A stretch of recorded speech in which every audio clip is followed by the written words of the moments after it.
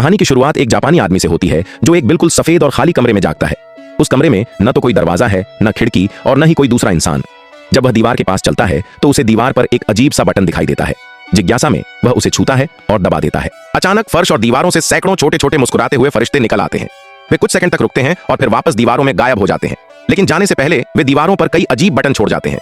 यही सीखने का चरण, लर्निंग फेज होता है।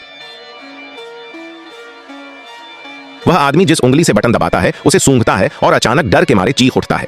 वह मदद के लिए चिल्लाता है, लेकिन कोई जवाब नहीं आता। मजबूर होकर वह एक एक करके सारे बटन दबाने लगता है। हर बार जब वह कोई बटन दबाता है, कमरे में कोई ना कोई चीज गिरती है। कभी छोटा सा टूथब्रश, कभी बड़ा फूलदान।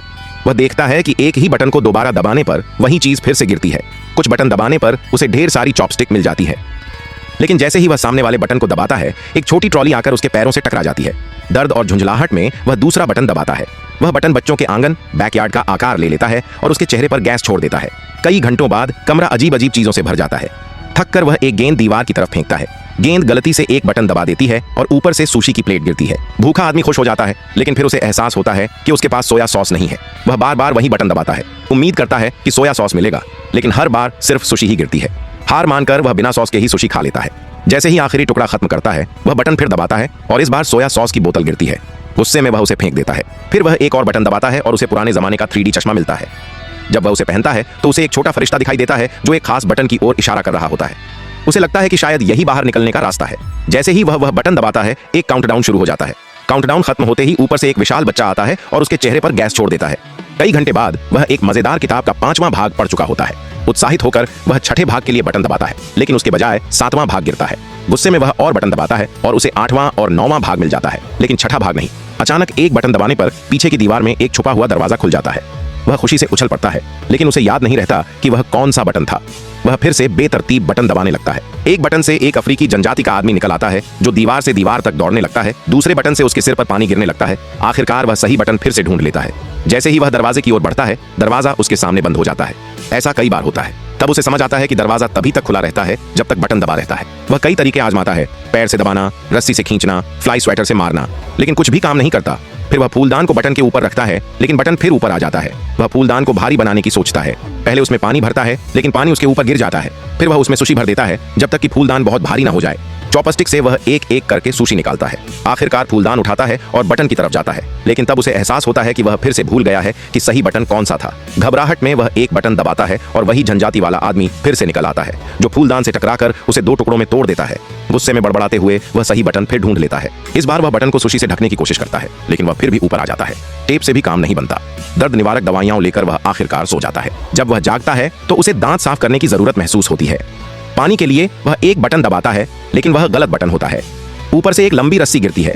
तभी उसे एक आइडिया आता है। वह फिर से बटन दबाता है और रस्सी की मदद से झूलकर दरवाजे तक पहुंचता है, ठीक उसके बंद होने से पहले। अंदर उसे एक और दरवाजा मिलता है, लेकिन वह बंद होता है। वह जल्दी से वापस आता है और जैसे तैसे पहले दरवाजे के बंद होने से बचता है, लेकिन फिर भी दरवाजा उसकी पीठ पर लग जाता है। गुस्से में वह एक बटन को लात मारता है और अचानक हवा में तैरती हुई एक चाबी दिखाई देती है।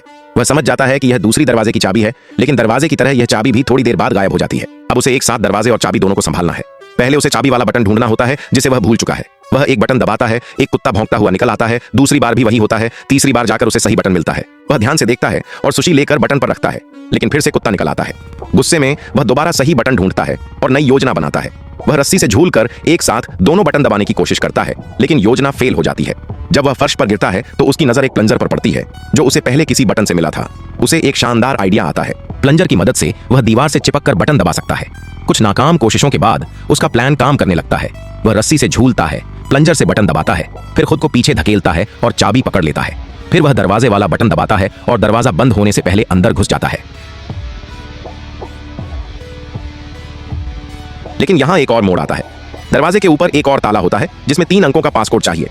घबराकर वह वापस भागता है, लेकिन फिर से दरवाजा उसकी पीठ पर लग जाता है। गुस्से में वह प्लंजर दीवार पर फेंकता है। वह एक बटन से टकराता है और वही जनजाति वाला आदमी फिर बाहर आता है। जब वह आदमी उसके पास से गुजरता है तो उसे उसके माथे पर 3 नंबर लिखे दिखाई देते हैं। वह समझ जाता है कि यही पासकोड है, लेकिन दीवार के अंदर समय की सीमा होती है। वह 3 बार अंदर बाहर जाकर एक एक अंक डालता है। जैसे ही तीनों अंक पूरे होते हैं, ताला खुल जाता है। वह राहत की सांस लेता है, लेकिन अब पहला दरवाजा बंद हो चुका होता है। अब वह फिर से फंस जाता है और इस बार जगह इतनी छोटी होती है कि वह कुछ भी नहीं कर सकता। थका और निराश होकर वह फर्श पर बैठ जाता है। उसे याद आता है कि पहले जब वह फंसा था तब भी बटन से निकलने वाली अजीब चीजों के साथ उसे मजा आया था। अचानक उसे दीवार के एक कोने से हल्की हवा महसूस होती है। वह दीवार को छूता है और एक दरार पाता है। वह उसे खोलता है और एक रहस्यमयी गलियारे में चला जाता है। रास्ता ऐसा लगता है जैसे हवा में तैर रहा हो और अंतहीन हो। वह लगातार दौड़ता रहता है और आखिरकार एक नए कमरे में पहुंचता है। जैसे ही वह अंदर जाता है उसके बाल लंबे हो जाते हैं और उसके कपड़ों का रंग फीका पड़ जाता है। हैरान होकर वह देखता है कि दरवाजा उसके पीछे बंद हो गया है। पहले जैसा ही होता है, लेकिन इस बार छोटे फरिश्तों की जगह बड़े फरिश्ते होते हैं। वे कुछ देर रुकते हैं और फिर गायब हो जाते हैं। पीछे और भी अजीब बटन छोड़ जाते हैं। यह अभ्यास का चरण प्रैक्टिस फेज होता है। आदमी लगभग टूट चुका होता है। तभी वह ऊपर से आती एक अजीब रोशनी देखता है। वह देखता है कि वहां कोई छत नहीं है और फरिश्ते ऊपर उड़ रहे हैं। इस बार वह बटन का इस्तेमाल चीजें पाने के लिए नहीं बल्कि ऊपर चढ़ने के लिए करता है। जैसे जैसे वह ऊपर चढ़ता है धरती पर अजीब घटनाएं होने लगती हैं। कहीं फूल खिलते हैं, कहीं हाथी मर जाते हैं और ऊपर जाने पर प्रभाव और भी बड़ा हो जाता है। कभी टोस्टर चालू हो जाता है, कभी इंसान चांद पर उतर जाता है। आखिरकार वह सबसे ऊपर पहुंच जाता है। अब उसके बाल और दाढ़ी बहुत लंबी हो चुकी होती है और वह फरिश्तों की तरह तैरने लगता है। उसे अब बटन दबाने की जरूरत नहीं होती। वह खुद मानवता के लिए सबसे बड़े घटनाक्रम चुनने लगता है। जब उसका काम पूरा हो जाता है कमरे की दीवारें गायब हो जाती हैं और उसके चारों ओर पंख उगाते हैं। एक जादुई पोर्टल खुलता है। वह उसमें प्रवेश करता है और अंतिम कमरे में पहुंचता है। यह भविष्य का चरण फ्यूचर स्टेज होता है। एक दीवार पर दुनिया के सभी महाद्वीपों के नक्शे होते हैं। दूसरी दीवार पर एक विशाल बटन होता है। आदमी उस बटन की ओर बढ़ता है और इसी रहस्यमय अंत के साथ कहानी समाप्त हो जाती है।